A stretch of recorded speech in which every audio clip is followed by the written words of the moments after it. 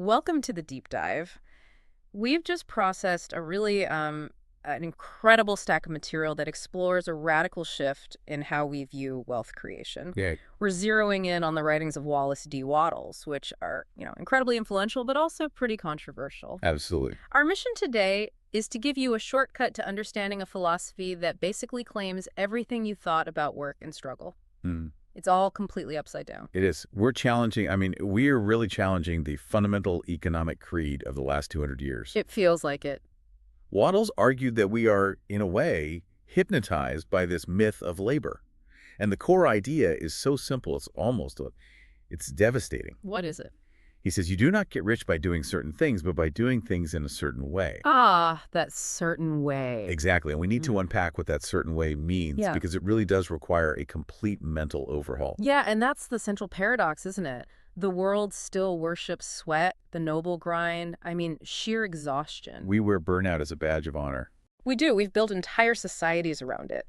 Hmm. But this material claims that money has never really come from labor alone. It comes from vibrational alignment. And that one idea shifts everything. It takes us from the competitive mind, the scarcity mindset. Where we're all fighting for a small piece of the pie. Right. It moves us from that to the creative mind, where you realize you exist in a field of infinite supply.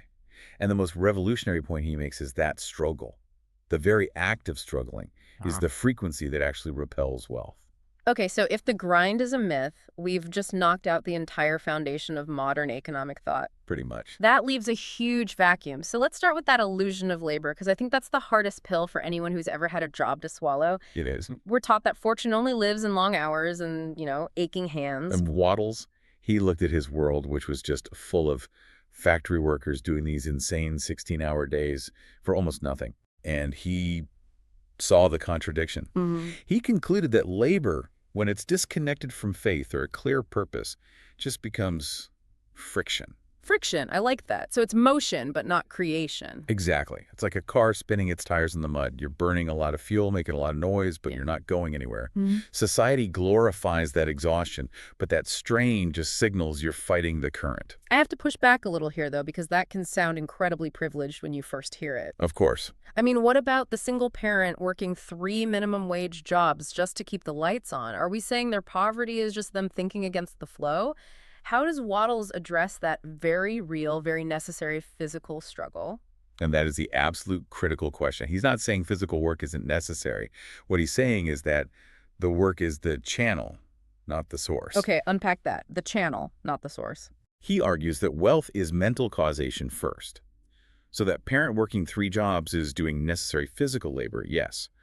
But if their dominant internal frequency is fear, is lack, is this feeling of, I must fight this hard. Then the universe just sends more fight. The universe is obedient. It delivers more situations that require that exact same fight. So the fatigue we feel, it's not proof we're earning wealth. It's proof we're generating resistance. Precisely. You are working hard, but not effectively, because the internal signal is one of constant struggle.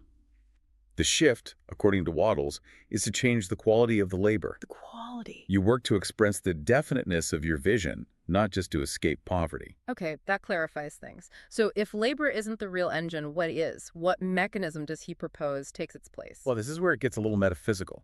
He calls it the thinking substance, or the formless substance. The thinking substance. He described it as a living, intelligent field that permeates and fills all the empty spaces of the universe. It's not abstract. It's the raw material everything is made from. Okay, give me a grounded analogy here. Is it like the internet? A shared field of information, but it responds to our mental signals instead of digital ones. That is a perfect modern comparison. It's an infinitely receptive intelligence. Wattles wrote, a thought in this substance produces the thing that is imaged by the thought. Wow. So this intelligent field, just waiting for instruction, that is the true source of supply, not your job, not your bank account. And this is the connection point. Humanity forgot this. We started worshiping the effect, the money, the stuff, instead of the cause. Yes, we thought we needed to dig for gold in the outer world. Never realizing the gold mine was actually within our own consciousness, just waiting to impress itself on this substance. And knowing this immediately dismantles the competitive mind, Because if the substance is infinite, then supply is limitless. Right, so the moment you feel envy for someone else's success, You're literally telling the universe, their wealth limits mine. You're declaring scarcity. and since the universe is obedient, it just gives you more scarcity. Exactly. But when you bless their abundance, when you're genuinely happy for them, you affirm that their success proves yours is possible, because there's infinite supply for everyone. Poverty isn't a circumstance. It's the result of thinking against creation. Okay, so if we stop fighting and we step into this awareness of flow, what do we actually do? Wattles gives a blueprint, right? This alchemy of wealth. He does. It's thought, faith, gratitude, action, and then manifestation. So let's start with thought. It has to become a definite vision. Right. You have to give the thinking substance a clear, unwavering command. Imagination isn't just daydreaming. It's what he calls divine architecture. You form a clear and definite mental image. Not a vague hope for more money. No, precision. Impressed with deep emotion and certainty. And why is that definiteness so critical? Can't you just sort of wish for a better life in general? Because an indefinite mind just scatters its own power. It's like asking an architect to build you a nice structure. You'd get nothing. The universe needs a blueprint. You have to see things exactly as you want them to be. And, this is critical, you have to stop looking at things as they are now. Because focusing on current problems just recreates them. It impresses the image of lack onto the substance over and over again. Okay, so once that definite image is set, we need the bridge. We need the thing that holds it in place, which he calls faith. And he took that idea of faith as the substance of things desired, literally. You mean it's not just a belief, it's actual stuff? It is the invisible material from which the visible is shaped. He calls faith spiritual eyesight.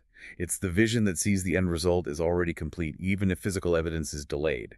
And this is where that really crucial distinction between faith and hope comes in. Yes. Hope is passive. Hope waits. It says someday. Faith is active certainty. It knows. It whispers already. So the core practice is to use the present tense. Not, I hope to be wealthy, but Wealth now flows through me. And you have to feel the emotional reality of that fulfillment before you see it.